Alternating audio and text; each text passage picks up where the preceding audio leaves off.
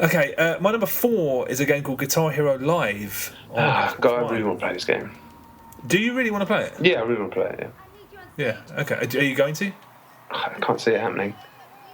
Yeah, okay. I mean, it's really good. I guess I'm only a sort of tiny bit disappointed because it doesn't really feel like a proper shake-up.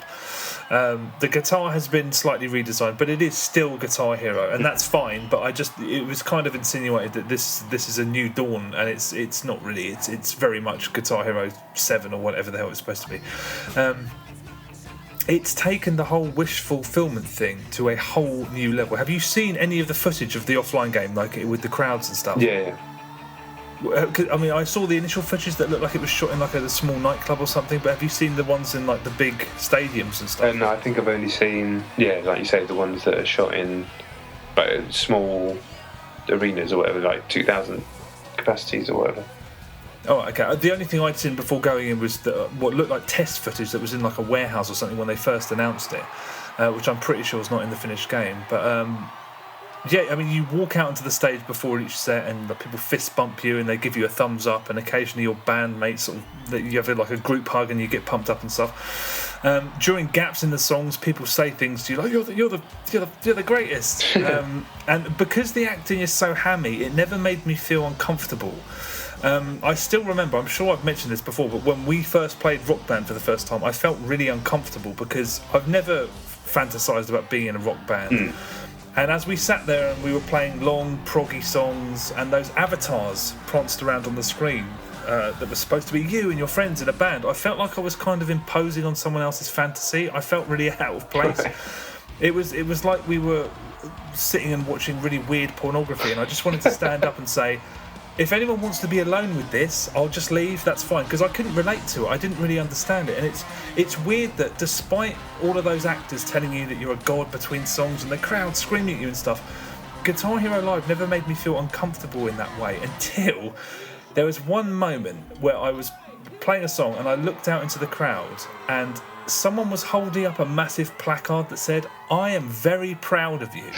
And I just recalled and thought, I'm just walloping a piece of plastic in my pants. I am very proud of you. It made me feel really uncomfortable, like it was, I don't know. But the crowds in the game, when you're in that first-person mode, they are amazing. It's a combination of CG and some very, very impressively enthusiastic actors, but it looks real. For the first few songs, I kept saying, how have they done this? It's so impressive. It looks like they've paid thousands and thousands of extras repeatedly to sort of perform in these gigs, but those actors in the crowd jumping around and singing along to the songs, they really give it their all, and it's not jarring when you screw up either, because when you make a mistake, they've shot every single show with identical camera movements twice, so if you make a mistake, it transitions to everyone, from everyone going ape to people looking at you like you're an idiot and your bandmates scowling at you and stuff. But technically it's so impressive, they've really made it look like those crowds are there.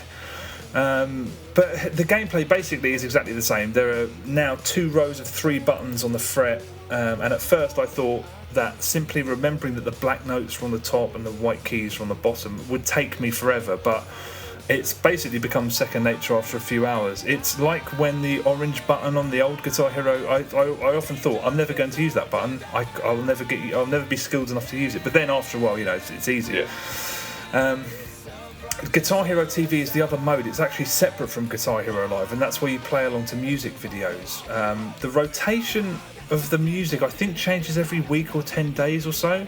There are 2 music channels at the moment. There's meant to be a third one coming. They run 24 hours a day, and you can just jump in whenever you see a genre that you like. They have programs like 12 o'clock rock, 1 o'clock metal and stuff. So if you see a genre and it's at a time that you're playing at a certain time, you can jump on and play along for a bit. It's a really bright idea. Because it means that everyone gets fresh content regularly. Although if your favourite song of all time hits the rotation and you want to buy it, you can't do that. Right. And I think there is a sort of a concern about longevity, because there are microtransactions in it, and you have to buy the ability to play songs in Guitar Hero TV.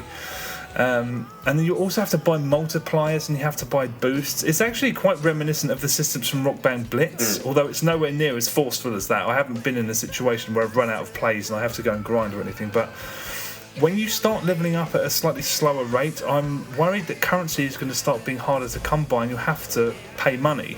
I hope that's not the case, but it certainly is possible. It's disappointing that every game these days is sort of built in a similar fashion, but there we go. So yeah, I mean, I've really enjoyed it. It's as good as you'd expect from the makers of DJ Hero. The only big problem I have with it is that you can't take the guitar apart once you've assembled it, which I think is pretty snide. It works exactly the same as the old Guitar Hero guitar, so you just snap the neck into the bass. Yeah. But this one locks, and I was looking for a switch or something, and I read the instructions. It says once it's done, that's it. You can't take it apart, which I thought is pretty shitty because it's if I wanted to take it somewhere, it's a bit of a pain now. So yeah, that's a shame. But yeah, it's a very, very good game.